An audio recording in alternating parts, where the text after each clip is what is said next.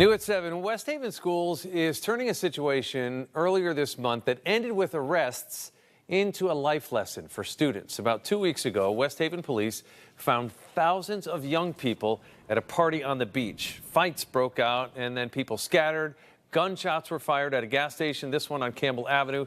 In total, police arrested 12 people and they did find a gun. West Haven High School principal Dana Paredes says the majority of their students were not involved in this situation. And they got students talking about all of this, and that presented, she says, a good opportunity.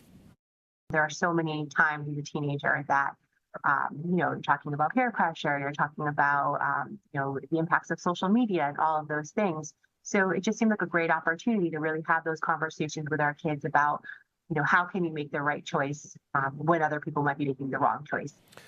Now, the outreach workers at the school held lessons in nearly every social studies class, opening with a dialogue with students to have honest conversations about how to walk away from a conflict and stand strong against peer pressure. It included making this board you see here full of quotes from one of the outreach workers, particular the person named Monty.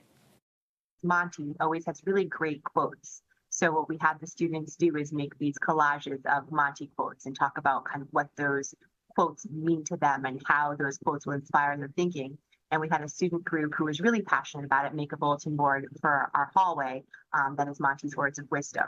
So the kids really thought a lot about the different quotes and how those different quotes felt to them. Now, the principal says that quote board became a conversational piece because the students were connecting with Monty's words and his personality.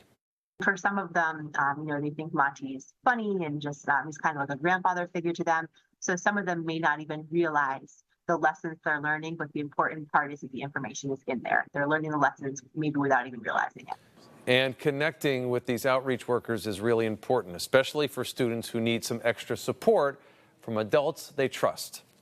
Encouraging those adult connections and encouraging students to have someone they can speak to is always at the forefront for us.